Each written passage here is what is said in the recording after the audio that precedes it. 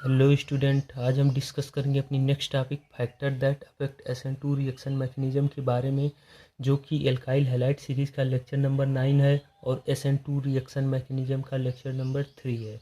इसके पहले वाले लेक्चर्स में हमने पढ़ा SN1 रिएक्शंस होती क्या है, कितने स्टेप्स में होती हैं, कौन सी मैकेनिज्म इन्वॉल्व होती है। SN2 रिएक्शन की काइनेटिक्स को पढ़ा।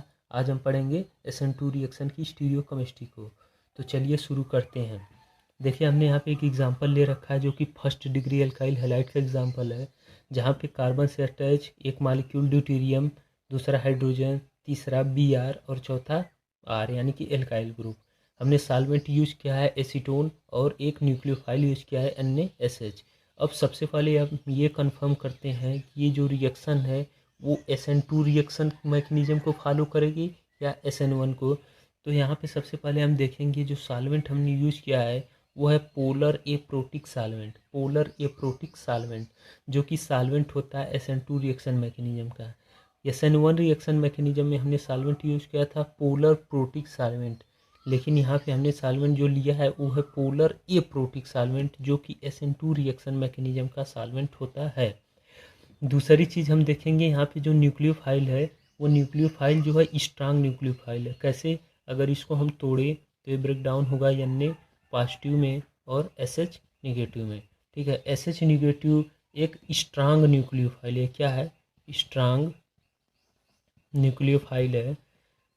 और दूसरी चीज़ ये क्या है? एनाइनिक इन नेचर है, एनाइनिक है, एनाइनिक न्यूक्लियोफाइल है। और एनाइनिक न्यूक्लियोफाइल जो कि यूज होता है आपके SN2 रिएक्शन मैकेनिज्म में। हमने SN1 रिएक्शन मैकेनिज्म में क्या लिया था? वाटर H2O लिया था जिसका लोन पेयर अटैक कर रहा था।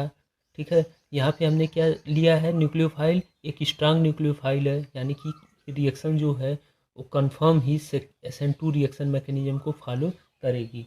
तो होगा क्या कि ये जो ब्रेक डाउन हुआ आपका SH मॉलिक्यूल स्ट्रांग न्यूक्लियोफाइल है, वो इस सॉल्वेंट में, एसीटोन सॉल्वेंट में जो आपने फर्स्ट डिग्री एल्काइल हैलाइड लिया है उसमें ऐसे ही बैक साइड से कार्बन मॉलिक्यूल पे अटैक करेगा।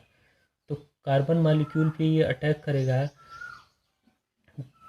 जिसकी वजह से यहाँ से आपका Br मॉलिक्यूल्स धीरे धीरे रिमूव होता है, धीरे धीरे यहाँ से रिमूव होगा और SH यहाँ पे धीरे धीरे बॉन्ड का फॉर्मेशन करेगा। और एक ऐसी टाइम आएगी जब Br कम्प्लीटली रिमूव हो जाएगा और SH यहाँ पे आके अटैच हो जाएगा।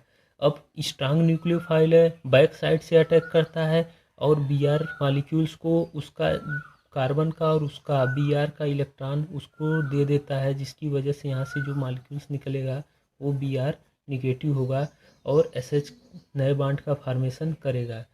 सॉल्वेंट भी यूज किया हमने पोलर एप्रोटिक सॉल्वेंट। ये सॉल्वेंट क्या करता है? डाइलेक्ट्रिक प्रॉपर्टी होती है और एक कार्बन और Br के बीच के बॉन्ड को धीरे धीरे कमज़ोर कर देता है और लास्ट में जाके SH के अटैक करने की वजह से ये दोनों बॉन्ड ब्रेक हो जाते हैं। तो हमारा देखिए अगला प्रोडक्ट कैसा मिलेगा।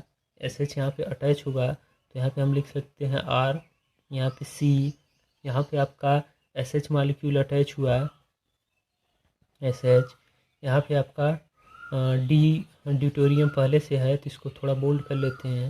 यहाँ पे D, यहाँ पे हमारा हाइड्रोजन मॉलिक्यूल को ऐसे रखते हैं।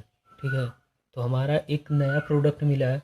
अगर हम सब इसकी कॉन्फ़िगरेशन को देखें, इसको कॉन्फ़िगरेशन फॉर्म में हमने लिया था, तो नंबरिंग के अकॉर्डिंग टू CIP रूल के अनुसार नंबरिंग हम पहले इसको देंगे, दूसरी इसको और तीसरी ड्यूटेरियम को, क्योंकि साइज Br की ज़्यादा, मॉलिक्यूलर वेट भी ज़्यादा है, इस वजह से इसको देंगे। दूसरी बात कार्बन को और तीसरी ड्यूटेरियम को। तो रोटेशन देखेंगे तो रोटेशन कुछ ऐसी होगी, यानी कि ये एंटी क्लॉकवाइज रोटेशन है। एंटी क्लॉकवाइज रोटेशन शो करता है S configuration anti clockwise rotation show करता है। और यहाँ पे हमारा जो प्रोडक्ट मिला है, अगर यहाँ पे हम दें तो सबसे पहला देंगे SH को, दूसरा देंगे R को और तीसरा देंगे D को। ठीक है, चौथा H है लेकिन इसको लेते नहीं है, यहाँ पे भी H है, इसको नहीं लेते हैं क्योंकि बिलो दी प्लेन है और बिलो दी प्लेन को हम छोड़ देते हैं, उसकी नंबरिंग नहीं करते हैं। तो यहाँ की जो रोटेशन होगी कुछ ऐसी होगी, यानी कि ये एंटी क्लॉकवाइज रोटेट कर रहा है। एंटी क्लॉकवाइज रोटेट कर रहा है यानी कि कन्फिगरेशन कैसी होगी? R एंटी क्लॉकवाइज यानी कि आर, और यहाँ पे जो है सॉरी यहाँ पे क्लॉकवाइज है जो कि आर, और एंटी क्लॉकवाइज हुआ है एस, यानी कि यस से हमारा आर कन्फिग्रेशन मिलता है।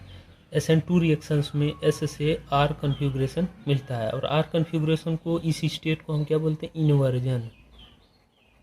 इस स्टेट को हम बोलते हैं इन्वर्जन। जबकि SN1 रिएक्शन मैकेनिज्म में हमें दो प्रोडक्ट मिलता था, एक रिटेंशन और एक इन्वर्जन, यानी कि पहला वाला दो साइड से अटैक होता था, आगे से और पीछे से भी। इस वजह से आगे से अटैक होता था तो रिटेंशन मिलता था, और पीछे से अटैक होता था इसलिए इन्वर्जन मिलता था। लेकिन SN2 रिएक्शन मैकेनिज्म में केवल बैक साइड अटैक पॉसिबल है, इस वजह से हमारा जो प्रोडक्ट है वो इन्वर्जन है। अब बात करते हैं SN2 स्टीरियो केमिस्ट्री को हम बोलते हैं वाल्डेन इन्वर्जन। इस इन्वर्जन को हम बोलते हैं वाल्डेन इन्वर्जन। वाल्डेन एक साइंटिस्ट का नाम है, और उन्होंने सबसे पहले इस इन्वर्जन को देखा था, इस वजह से हम इसको वाल्डेन इन्वर्जन भी बोलते हैं। दूसरी बात है अम्ब्रेला इन्वर्जन। इसको हम बोलते हैं अम्ब्रेला इन्वर्जन, यानी कि अम्ब्रेला का या छाता का उलट जाना ऐसा होता है। देखिए यहाँ पे अगर हम स्ट्रक्चर को देखें तो कुछ अम्ब्रेला जैसा है। ऐसे मान लीजिए यहाँ पे आर मालिक्यूल हो, और यहाँ से 2-3 बांड लगा हो जो आपका DH और VR है, तो ये कुछ ऐसे अम्ब्रेला का शेप लेता है। ठीक है। अब अगले प्रोडक्ट में मिलता क्या है, अगले प्रोडक्ट में अगर ये आर को देखें तो हमारा जो ड्यूटेरियम मालिक्यूल है थोड़ा इधर हो सकता है, जिसकी वजह से हमारा प्रोडक्ट मिलता है ऐसा। ठीक है, ऐसा हमारा प्रोडक्ट मिलता है। तो ये अम्ब्रेला शेप्ड है, और यहाँ पे अम्ब्रेला उलट गया है कह सकते हैं। तो यहाँ पे जो इन्वर्जन मिलता है हमें, एस से आर प्रोडक्ट बनता है, तो यहाँ पे अम्ब्रेला क्या है, उल्टा हो जाता है, इसलिए हम इसको अम्ब्रेला इन्वर्जन भी बोलते हैं। स्ट्रक्चर का शेप जो होता है वो एक तरीके से उलट जाता है बैक साइड अटैक की वजह से। तो स्टीरियो केमिस्ट्री में इतना ही है। अब हम समझते हैं अगली टॉपिक है कि SN2 रिएक्शन की रीअरेंजमेंट के बारे में। रीअरेंजमेंट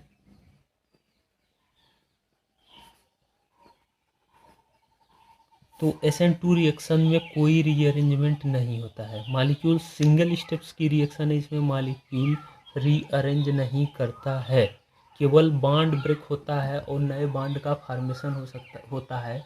लेकिन इसको हम ये नहीं कर सकते किसी भी टाइप्स के बॉन्ड की शिफ्टिंग हुई या ऐसा कुछ, यानी कि इसमें रीअरेंजमेंट पॉसिबल नहीं है। ठीक है। अब बात करते हैं रेट ऑफ रिएक्शन की, यानी कि रेट ऑफ SN2 रिएक्शंस होती कैसे है, यानी कि किस में रेट ऑफ SN2 रिएक्शन सबसे तेज़ होती है। तो यहाँ पे हमने एग्जांपल लिया है एक 3rd डिग्री एल्काइल हैलाइड का, 3rd डिग्री एल्काइल हैलाइड का। यहाँ पे 2nd डिग्री एल्काइल हैलाइड है, यहाँ पे 1st डिग्री एल्काइल हैलाइड है, और यहाँ पे मेथाइल आयोडाइड है। तो हम इसमें देखेंगे कि सबसे तेज SN2 रिएक्शन मैकेनिज्म होती किस में है। तो यहाँ पे हम देखते हैं स्टेरिक हिंद्रेंस को, यानी कि रेट ऑफ SN2 रिएक्शन जो है वो डायरेक्टली प्रोपोर्शनल होता है। रेट ऑफ SN2 रिएक्शन या डायरेक्टली प्रोपोर्शनल या इनडायरेक्टली प्रोपोर्शनल होता है 1/* स्टेरिक हिंद्रेंस के।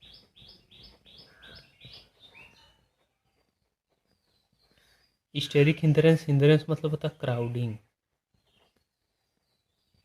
क्राउडिंग मतलब भीड़, यानी कि SN2 रिएक्शन की रेट अगर यहाँ पे भीड़ ज़्यादा है, यहाँ पे फंक्शनल ग्रुप ज़्यादा अटैच्ड हैं, तो SN2 रिएक्शन वहाँ पे सबसे स्लो होगी।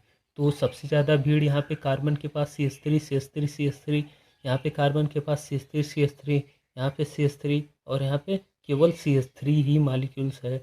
तो इसलिए सबसे तेज़ रिएक्शन की रेट यहाँ पे होगी, फिर यहाँ पे होगी, और फिर यहाँ पे होगी। जैसे मान लीजिए SN2 रिएक्शंस में होती क्या है कि आपका कोई भी स्ट्रांग न्यूक्लियोफाइल कार्बन को बैक साइड से अटैक करता है। कोई भी स्ट्रांग न्यूक्लियोफाइल कार्बन मॉलिक्यूल्स पे बैक साइड से अटैक करता है, और वो अटैक करने आया, लेकिन यहाँ पे ज़्यादा भीड़ होने की वजह से CH3 अगर हम इसको एक्सपांड फॉर्म में लिखेंगे तो हो जाएगा CH, H इसका, H इसका, ठीक है, H और H, फिर इसके लिए H यानी कि बहुत ज़्यादा भीड़ हो जाएगी और SH बैक साइड से अटैक नहीं कर पाएगा, बैक साइड से अटैक पॉसिबल नहीं है। इस वजह से सबसे स्लो ये 3rd डिग्री अल्काइल हैलाइड में होता है, उसके बाद 2nd डिग्री में, फिर 1st डिग्री में, और उसके बाद सबसे तेज़ होता है आपकी मिथाइल आयोडाइड में।